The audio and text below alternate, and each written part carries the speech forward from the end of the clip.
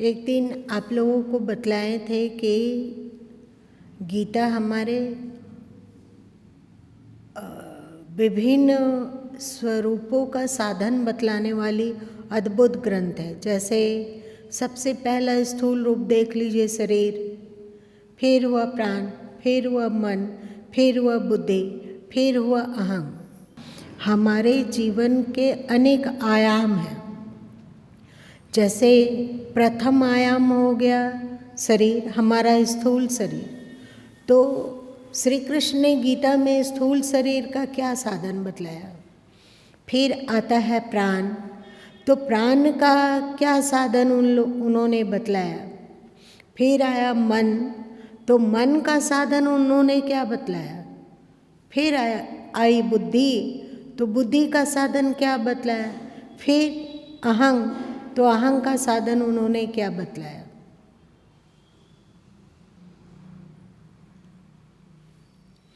चलो, ये आप लोग का प्रश्न रहा, होमवर्क। श्री कृष्ण जो यज्ञ की चर्चा करते हैं वे बहुत ही अच्छा है। खास करके उनका तीसरा और चौथा अध्याय है, और साथ साथ में 5वां अध्याय भी। तीनों अध्यायों में उन्होंने यज्ञार्थ कर्म भली भांति बतलाया।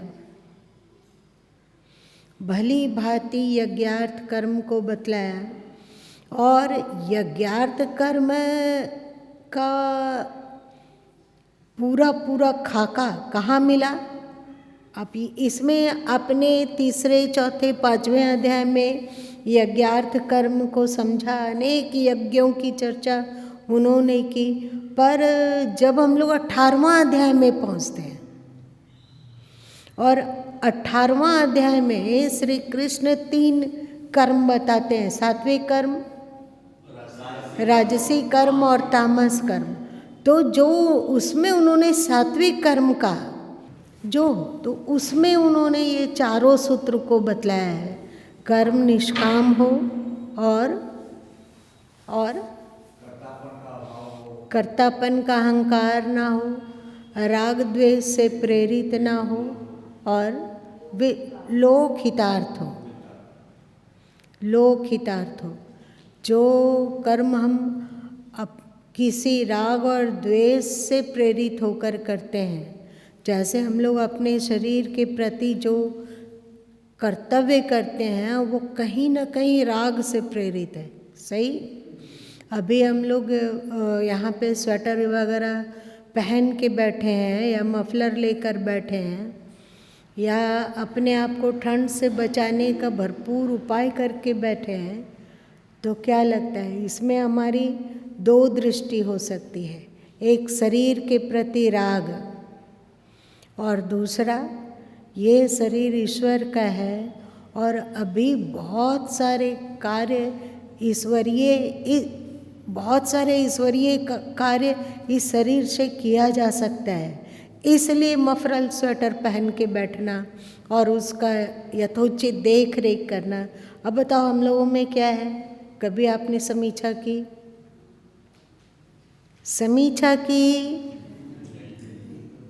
तो यहाँ मूर्छित हो गए।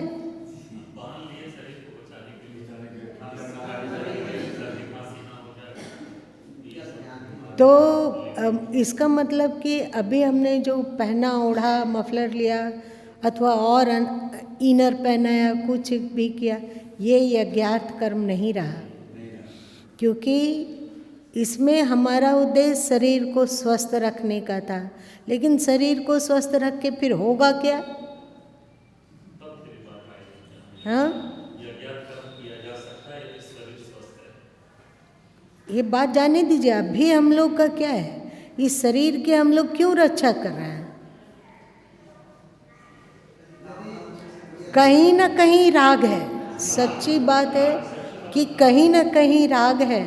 और हम सोचते हैं कि हम जिंदा हैं तो परिवार के साथ हैं, एक बसा बसाया हुआ घर है, अब किसी तरह का झंझट झमेला नहीं है। जितना कमाने का था कमा लिया, जितना एफडी करना था कर दिया, अपने लिए भी हम बुढ़ापा के लिए निश्चिंत हैं, और फिर बच्चों के लिए भी यथायोग कर दिया। संभव हो सका तो पोते के लिए भी कर दिया, संभव हुआ तो पोतियों के लिए भी कर दिया, संभव हुआ तो नाती नतनियों के लिए भी कर दिया, और यदि संभव होगा तो पता नहीं और किन किन रिश्तेदारों को हम लोग समेट लेंगे।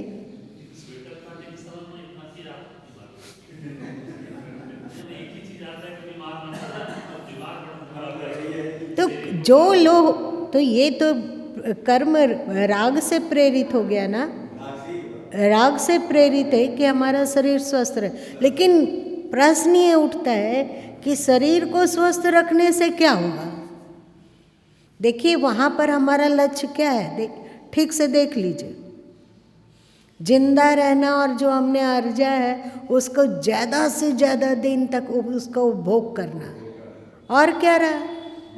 अब सोचिए, अभी हम यहाँ तुरंत मर जाते हो, ठंडा लग गया हो या हार्ट अटैक आ गया हो या और कुछ हो गया हो, तो जहाँ जाएंगे एकदम बेवकूफ़ बन के जाना होता है। सब हमारे दिमाग की स्मृतियों को डिलीट कर दिया जाता है, क्योंकि हम लोगों ने बहुत सारा कचरा को कमाया, तो वो सब डिलीट कर दिया गया और हमें एक फ्रेश जन्म मिला।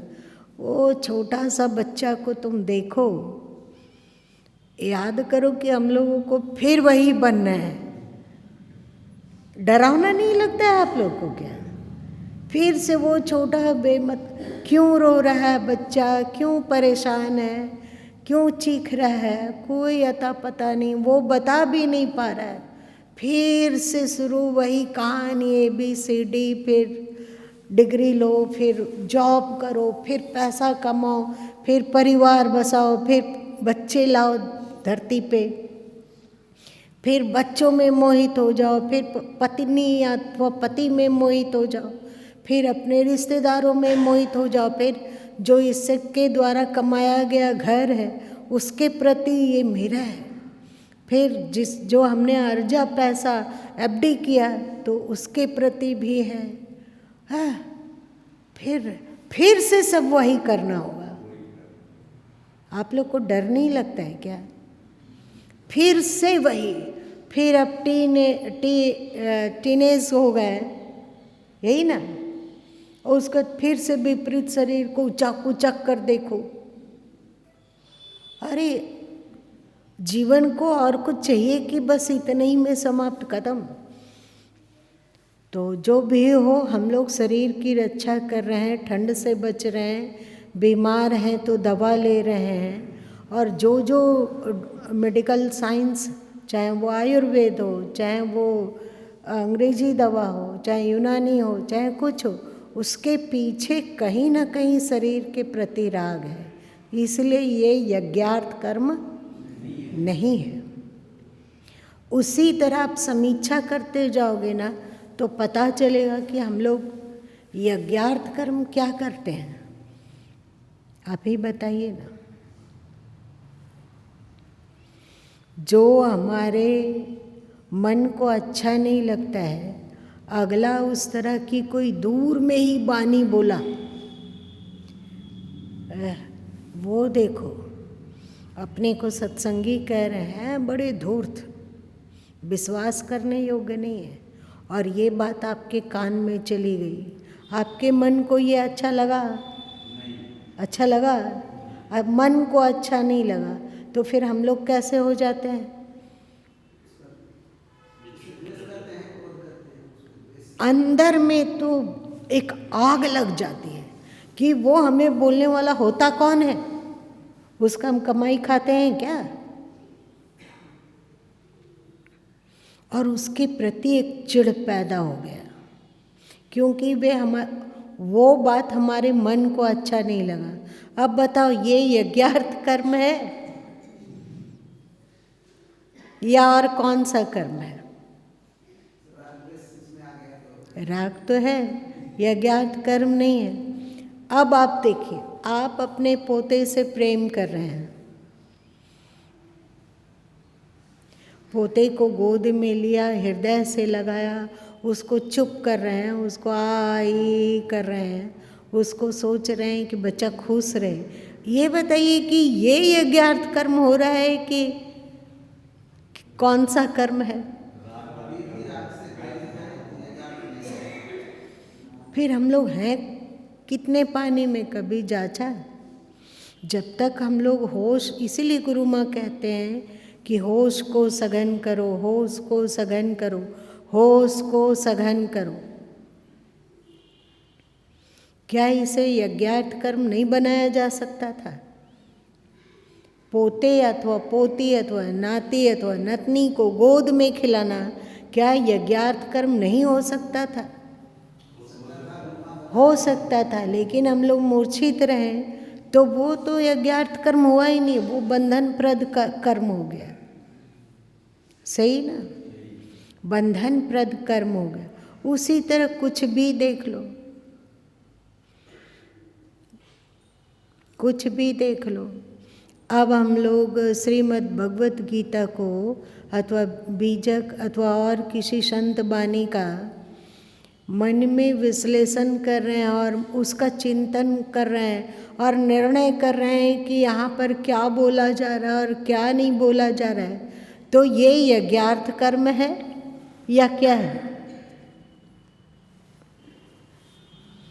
देखिए, अधिक स्थान पे हम लोग फेल हो जा रहे हैं। देखिए, हम लोग अहंग कर रहे हैं, चाहे मैं शरीर हूँ या मैं अमुक जॉब में था अथवा ये मेरे बच्चे हैं, ये सब तो अहंग ही है ना। मैं सुखी हूँ, मैं दुखी हूँ, मैं और क्या क्या हूँ। तो ये अहंग जो हो रहा है, ये हम लोगों का यज्ञार्थ कर्म के अनुकूल हो रहा है या बंधन प्रद कर्म वाला हो रहा है? तो हम लोगों ने क्या कभी इसको जांचा? इसीलिए गुरु माँ कहते हैं कि होश को सघन करो। होश सघन होगा तब ना, शरीर के लिए भी जो कर्म किया जा रहा है वो भी यज्ञार्थ भाव से भावित होकर किया जा सकता है। मन के सुख दुख का विश्लेषण भी यज्ञार्थ के अनुकूल किया जा सकता है। किया जा सकता है या नहीं? बुद्धि से जो निर्णय है वो भी यज्ञार्थ कर्म के अनुसार किया जा सकता है। अहंग का जो विटंडा है उसको भी यज्ञार्थ बनाया जा सकता है। मेरी बात क्या आप लोगों को समझ में आ रही है? क्योंकि थोड़ा सूक्ष्म है, तो सूक्ष्म होने के कारण हो सकता है कि ना समझ पाए, लेकिन समझेंगे तब जानेंगे कि अरे सचमुच में होश बहुत आवश्यक है। तन की आसक्ति को पार करने के लिए, मन की अनुकूलता प्रतिकूलता के पागलपन से उबरने के लिए, बुद्धि के निर्णय शक्ति को सूक्ष्म और कुशाग्र करने के लिए और अहंग को पवित्र बनाने के लिए, ज्ञान निष्ठ करने के लिए होश की आवश्यकता है। होश रहा तो हम सब कुछ को यज्ञार्थ कर्म के रंग में रंग देंगे। उसके बाद जो सदगुरु कबीर साहब ने कहा कि संतोष सहज समाधि भली है, खाऊं पीऊं सो पूजा, जह जह जाऊं सोई परिक्रमा, खाऊं पीऊं सो पूजा। ये बताओ, ये क्या हो गया? ये यज्ञार्थ में वे स्थित होकर इस पद को गाएं। और हम लोग होश को सघन करने का अभ्यास कर नहीं पा रहे हैं। लेकिन आप हतोत्साहित मत होइए, दूसरे की तुलना में आप उस दिशा में कदम बढ़ा चुके हैं। थोड़ी सी सावधानी को अपनाने पर हम लोग शिखर को छू लेंगे। चिंता मत कीजिए, माँ सूचा है, चिंता नहीं।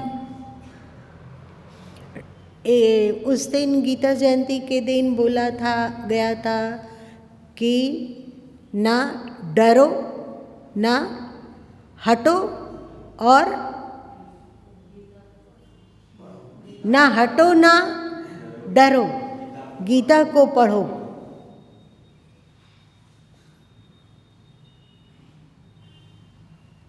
चलो आज इतने ही रहने दो।